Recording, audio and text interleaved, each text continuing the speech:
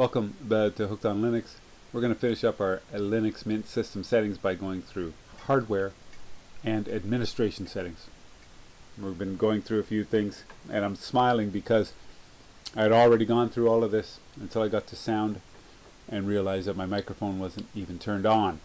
So back I went to the beginning. Here we are, hardware. We're going to start with Bluetooth, and our Bluetooth is here, and we can connect to all different kinds of Bluetooth. Here we can search, find one, look at there's something there already, and so I'm going to click on that adapter. Use scan for it. There it is.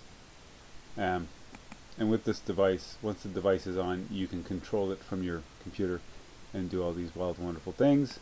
If you use a Bluetooth, there it is, and then we can shut it off. That's Bluetooth. Color. This is where you can adjust your color profiles for your monitors. I'm hooked up to 2 monitors. I heard somebody out there in a comment from a previous video was talking about using their big screen TVs, and that they were able to calibrate the color for it from their Linux Mint desktop. I guess this is what they're talking about. You can add a profile, change it, calibrate them, what have you. Right now, these monitors that I'm using are set with their own factory, and I haven't adjusted it, and so they say not calibrated, and that's okay. But you can set up your color here. You can also look at only your storage that is on your computer through the disks section of the system settings.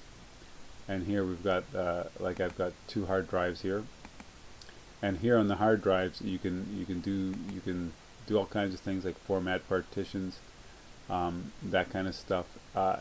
If you put in removable drives, you can format them here. I think you can even create ISO startup disks and things like that. But you got everything here, like your CD player and all of your external drives. So that's where we can do all of our maintenance on our disks. Our displays are set here. When this happens, of course, you see up in the corner, it says 1 Acer Technologies, blah blah blah. That's labeling the monitor, so that when you're doing your adjustments on your monitor, you can figure it out. And here we can adjust the resolution, the refresh rate, the rotation, and scale. So we can do all these different kinds of things. We can join our desktops or mirror our desktops, and we have other settings here, like disable automatic screen rotation. How the monitor even knows it doesn't, I don't know. And enable fractional scaling controls and that kind of stuff. So that's our displays, and then we have graphic tablets, the stylus and tablet, the things that you scribble on. And I don't have one, so if I had one, maybe I'd know what to do with it. But that's that. You also can adjust your keyboard. Exciting things here. How fast the repeat key goes, and how long you have to press the button before it goes through all different kinds of things.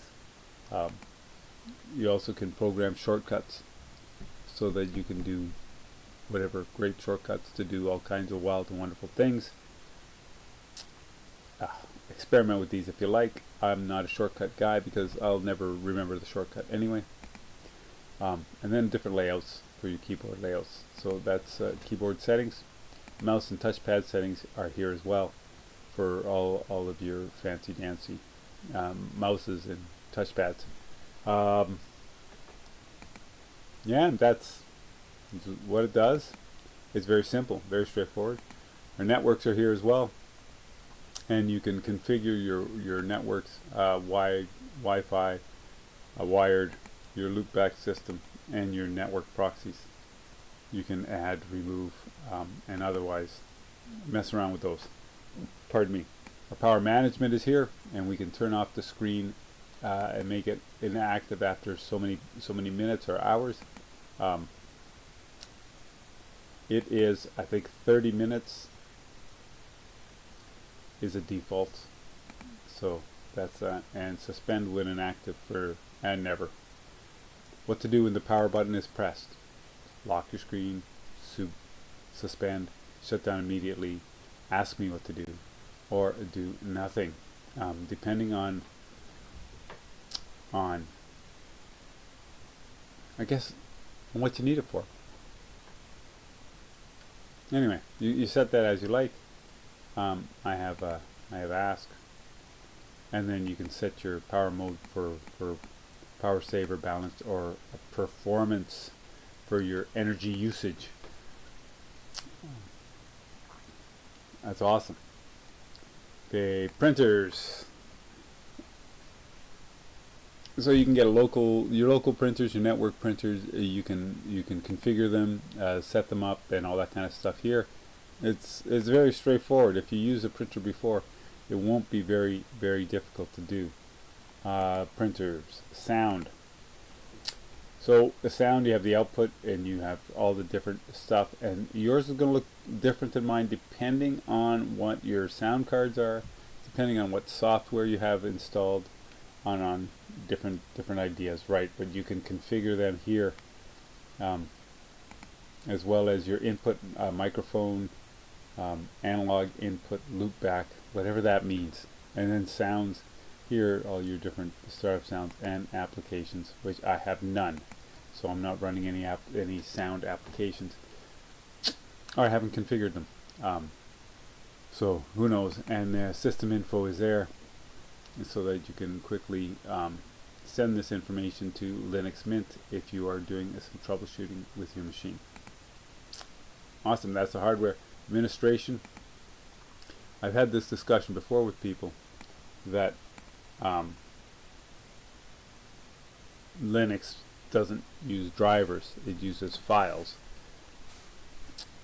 However, some people get things complicated, and they install or use hardware or other features that require proprietary drivers, and this is where you can mess around with those. I don't have any proprietary drivers, so I'm not using it. Firewall.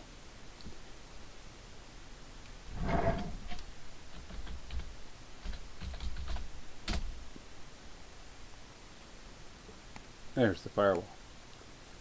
Firewall, you can enable and disable it.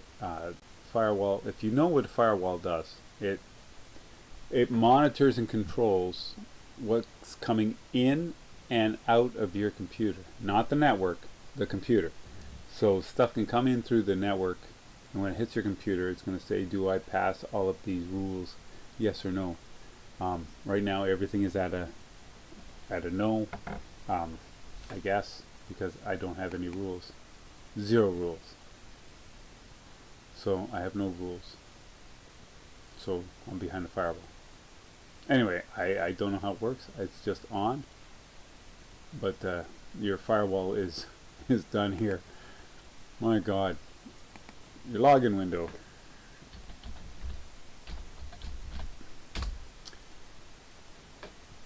And anytime you have to log in, this is what your window is going to look like. This is what the background is going to look like. Background color. All this kind of stuff. Right? And the number of users.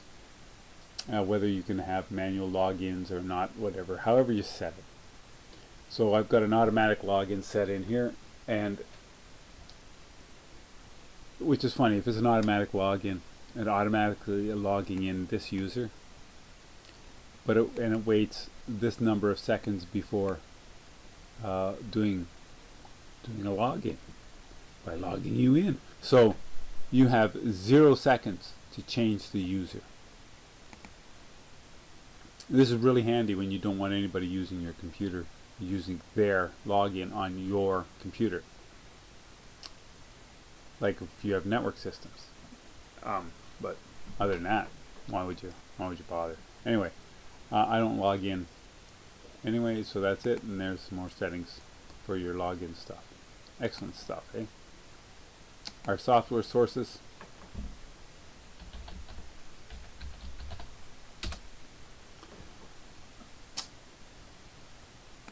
This is simply when Linux Mint is looking for software for your system.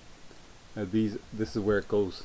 It actually goes out to this site here, and you can change, or you can select a mirror for this as something more local to you, right?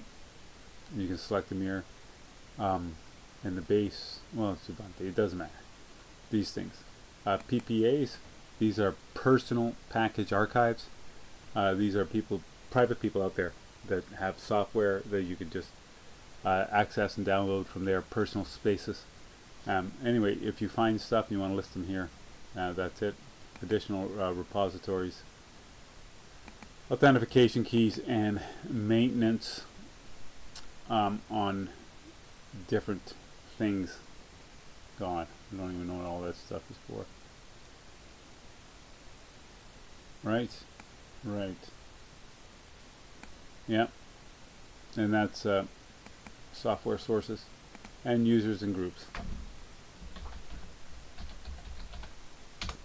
Users and groups are simply how many users you have, and groups are the levels of access that such a user has. So all of these things here are different things.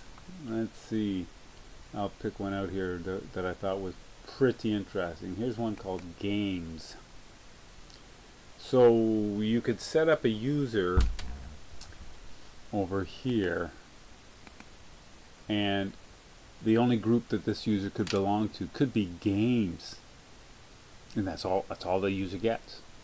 So all they can do is get on your computer and play games. So it can be handy that way, because it restricts people's ability to, poke around and that kind of stuff.